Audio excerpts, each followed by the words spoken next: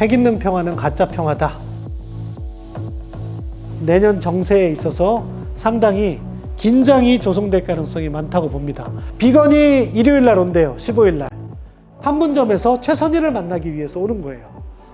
북한이 만날지 또 만난다고 해서 북한이 추가적인 양보를 할지 몰라요.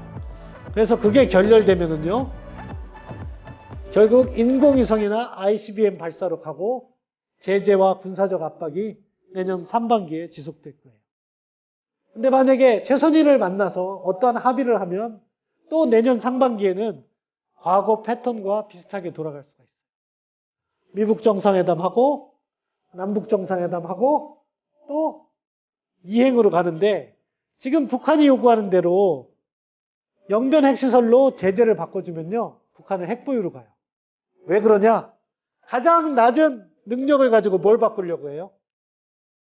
가장 높은 수준의 제재를 바꾸려고 해요. 이 두 개로 제재와 한미동맹을 약화시키겠다는 게 북한의 협상 전략이다. CVID는 현실적으로 불가능한 거 아니냐. 완전하고 검증 가능하고 불가역적인 비핵화는 현실적으로 불가능한 거 아니냐, 이런 이야기를 해요. 안 불가능해요. 이렇게 하면 돼요. 그러다가 이게 안 되면 나중에 어떻게 갈까요? 야, 북한에 핵 있어도 남북관계 좋고 신뢰 구축하면 위협이 아니지 않냐, 이쪽으로 갈 거예요. 이게 위험하다는 거예요. 2018년 6월만 하더라도 전반적인 분위기가, 대화 분위기가 잘 가고 있다고 믿었기 때문에 엄청 잘 나왔다고 많은 전문가들, 정부를 지지하는 전문가들이 이야기를 했었습니다. 제가 노라고 했어요. 왜냐? 그간 우리가 싱가포르 정상회담만 북한하고 핵 문제를 논의한 게 아니에요. 북한은이었어요. 갑자기 남과 북으로 되고 한반도의 완전한 비핵화를 통해 핵 없는 한반도를 실현한다. 이렇게 되면은 이게 뭔가 있는 것 같죠? 한반도의 완전한 비핵화도 비핵화니까.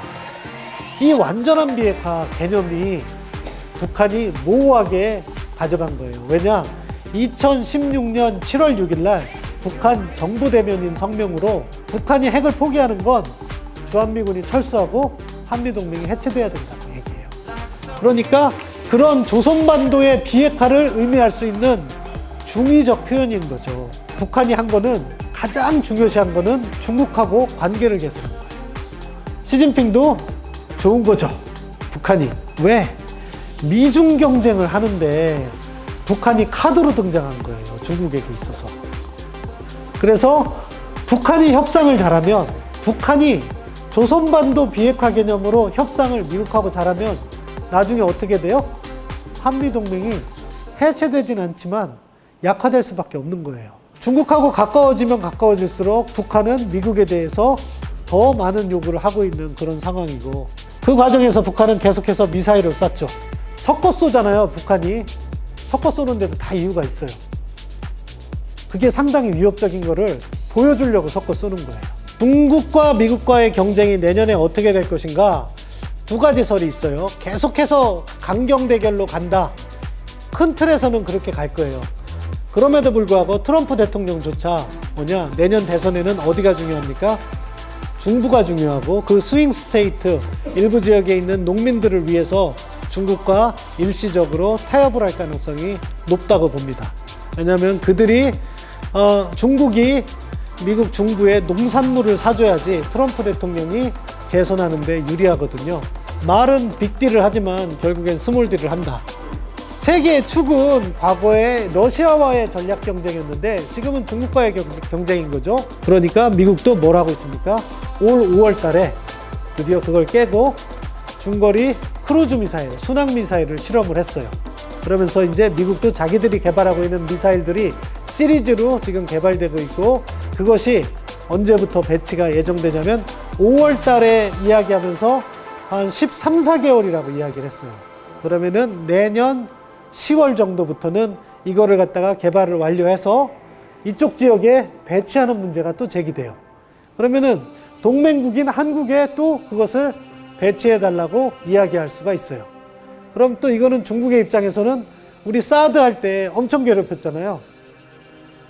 중국은 또 만약에 미국의 중거리 미사일이 한반도에 배치된다면 뭐 사드 할 때 이야기한 것처럼 총알바지가 될 것이다. 또는 새로운 경제 제재를 할 수도 있고요. 이러한 것들이 미중 경쟁 속에서 무역 경쟁 외에도 내년에 우리에게 다가올 수 있는 현실적인 문제가 될 거라고 생각합니다. 뭐 우리가 똑같이 생각하는 게 대화를 통한 해결을 해야 되고 평화체제 구축하고 통일해야 되죠. 그리고 그 과정에서 튼튼한 안보를 구축하고 한미동맹과 주변국 공조를 잘 해가는 협상을 해야 되는데 근데 그게 잘 안 되고 있는 거죠. 왜? 북한이 이 길을 거부하고 있기 때문에. 그렇다고 해서 우리가 이 길을 거부하는 북한의 의견을 수용해서는 안 된다는 거죠. 한반도에 긴장이 조성돼도 안 되고 북한이 핵 보유해도 안 되는 거잖아요. 그렇기 때문에 아래쪽으로 끌어가야 되지만 반드시 비핵화만은 관철을 해야 된다. 그게 내년도를 앞둔 우리의 선택이 아닐까 싶습니다.